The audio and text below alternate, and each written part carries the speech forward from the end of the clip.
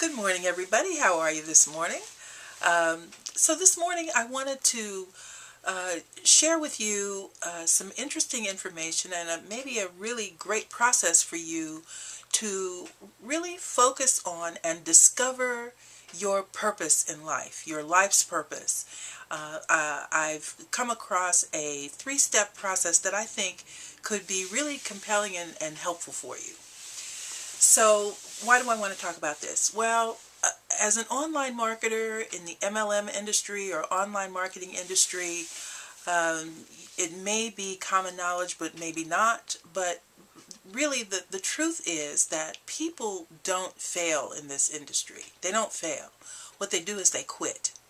And most of the time they quit because they haven't figured out what is their purpose. What is the reason that they want to take the time to develop the leadership skills, the personal power, the strength, the endurance, the persistence to keep going when there isn't any evidence yet that you're winning, that we're winning in this business. The reason is that you need a why. You need to really understand your own purpose in life. And so I've been reading, one of the things that you do as an entrepreneur and a marketer in particular is you read every day. You've got to keep your mind fresh and open to new ideas and new experiences. And so one of the books that I'm reading these days is by Michael Gelb.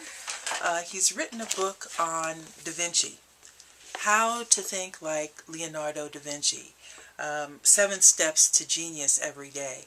It's a really interesting read, and the first step in that Gelb has pulled together out of Da Vinci's life is the quality of curiosity.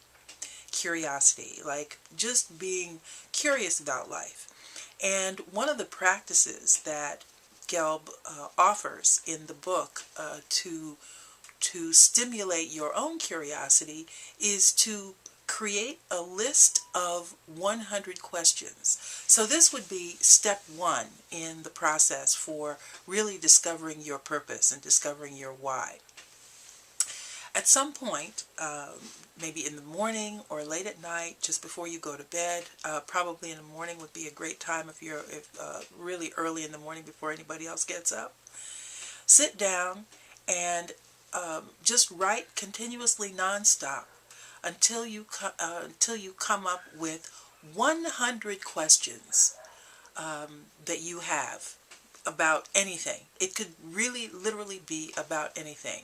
Why do birds fly? Why does my stomach tighten when I walk into certain situations? What do people think of me? What do I think of myself? Just any series of questions. The first, Gelb says that probably the first quarter or so of your questions will just kind of get like the emergent things in your life. How do I make more money? How do I create a better relationship with my daughter or my son? How do I, those kinds of questions, those, everyday practical questions. The next set of questions may be more broad, like, why do birds fly? Why are there no stars? Why can't I see stars in the sky? Just kind of questions like that. By the time you get to the end of that list, you'll start coming up with questions that are more interior, probably more internal, more driven by the things that really inspire you, make you curious, motivate you. And so those last questions are probably where the real wealth, the real alchemy, if you will, in this list will emerge for you. So you do your 100 questions, and then out of that 100 questions, this is step 2, you look at your list of 100 questions and you come up with 10 of those questions. Select the 10 that are most compelling for you, that are most curious for you, if you will, most motivating for you. Take those 10 questions and then prioritize them. Prioritize them as to how important they are for you to answer those questions. And then here's the third step, and here's where you may find some real gold here. In that third step, you look at those 10 questions, and it may be by priority. Maybe you take the one that is most compelling for you. It may be not. But you take one of those questions, and then you ask 10 questions about that question. So, for example, if one of your questions is, why do birds fly? You might take that question and say, what is it about their wings that makes them stay in the air? You might say, what is it about the wind that helps them to stay afloat? What is it about some birds that have no flight? What is it about them that only has them to fly like low, like ostriches, for example, or flamingos? So flamingos don't fly very high, as far as I know. I'm not sure about that. But in any event, the point is to ask 10 questions about that one question on your list that really kind of inspires you. And therein, there's an African proverb that says, if you ask the question, you cannot avoid the answer.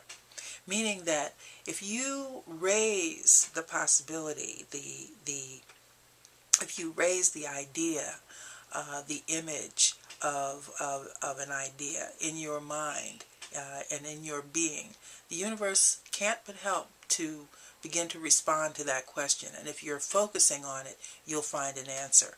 And I think using this 3-step process, you really will be able to come up with your purpose in life. Like, what is it that will keep you going when you've had 1,000 no's and not one yes? What is it that will keep you going in this business? And I promise you that if you keep going, you will win. You will succeed. There is no failure. There's only quitting. So with that, I appreciate your time and your attention. The blog that I'm going to share on this will provide you with a collection of the questions that emerged on the top 10 list of many people that Gelb surveyed in this book. So if you go to the blog, you'll see the top 10 questions that have inspired many other people. So that may help you also. That may help you to kind of stimulate your own thinking as you prepare to do your own list of 100 and then 10 and then 1. So it's my pleasure to be with you today. Please come back, see me again, subscribe to my blog, because I'm going to be talking about other aspects of Da Vinci's life of genius and how you can apply that the principles and the practices that he used to expand your own capacity for success and to really kind of move forward in your business. So thanks a lot. Shakira Ali here, coming to you from Trenton, New Jersey. Have a great day. Take care. Bye.